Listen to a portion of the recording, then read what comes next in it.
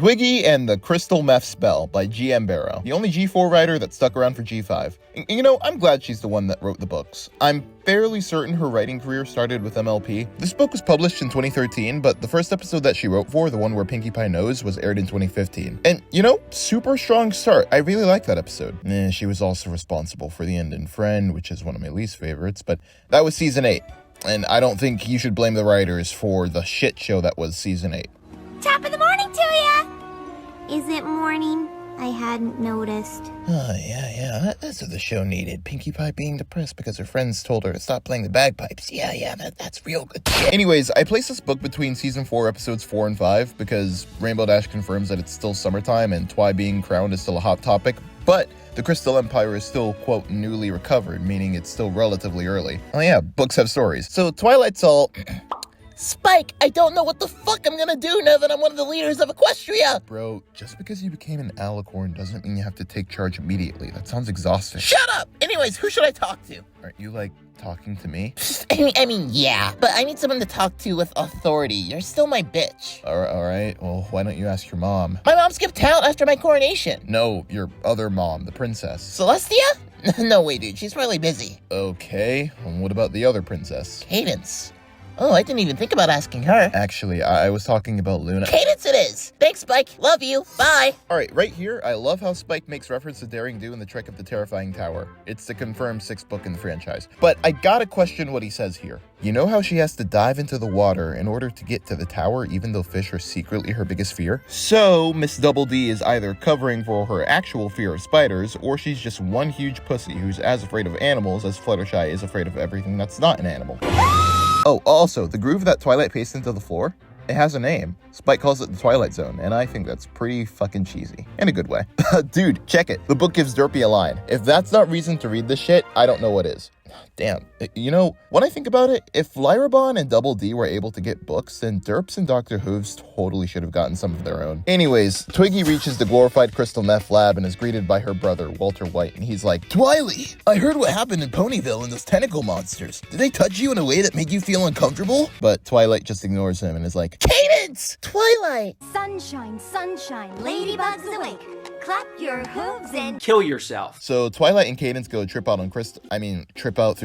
go on a trip through the Crystal Empire, and we get, like, the only insight into Cadence's backstory as far as I know. Okay, so get this. Cadence was originally a Pegasus that was found and raised by an Earth Pony village. Eventually, an enchantress named Prismia became too enchanted with a necklace that amplifies emotions. Prismia became overwhelmed with jealousy and stole the love from the village.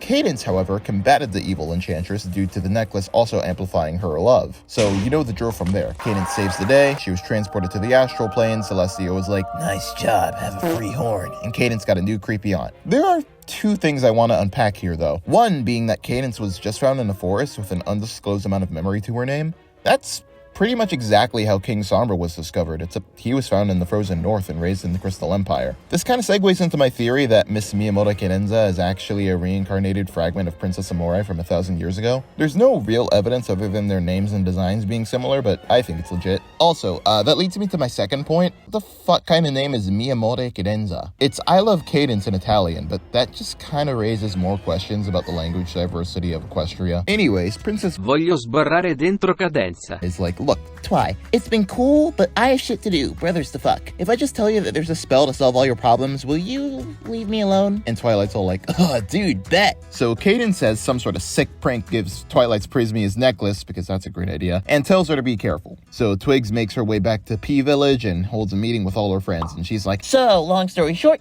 Cadence says the secret to unlocking the spell is to listen to my friends. Implying that you weren't before Sugar Cube? Exactly. So, what do you guys have in mind? Party! Racing! Family! Animals! Fashion! You're all dead to me. Everyone out! Oh, yeah, and Gilda's here, and she's just a straight-up antagonist, so this story is rendered non-canon. Oopsie fucking daisy. Really, though, it's not all that bad. Even though this book's current events couldn't have happened in canon, it still adds to the lore. That's what I'm in the My Little Pony fandom for.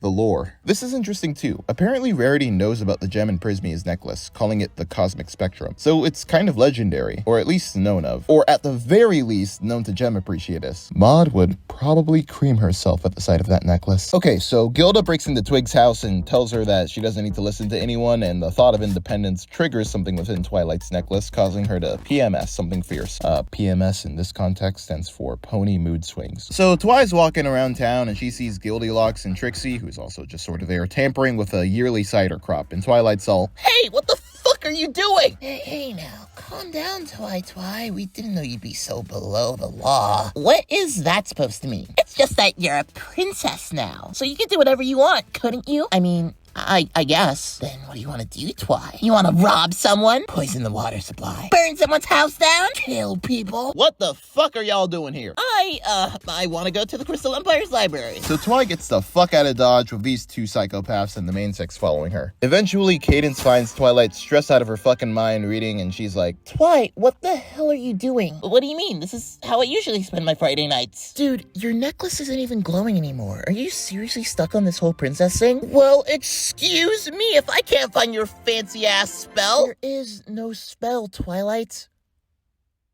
What? I made that shit up. Look, Twi, I'm gonna level with you. Friendship is literally always the answer. Whenever you're presented with a moral quandary in this universe, the answer is friendship, or some derivative thereof. What if, Twilight, think of it like this. Life is a giant SAT, and you answering with friendship is like bubbling in C. It's just the right answer most of the time. Don't bother asking why. That seems like kind of a cop-out. Get the fuck out of my library! So Twi makes up with her homies, goes back home, and on request of Pinkie Pie, and states a mandatory cake date to be held in Ponyville, cementing the true moral of the story that Pinkie Pie always wins. Babseed, what we gonna do? Got a bully on a tail, gotta hide, we gotta bail. Babseed, if she's after you, gotta run, we gotta flee, gotta hurry, don't you see? Babseed, she's just a bad seed.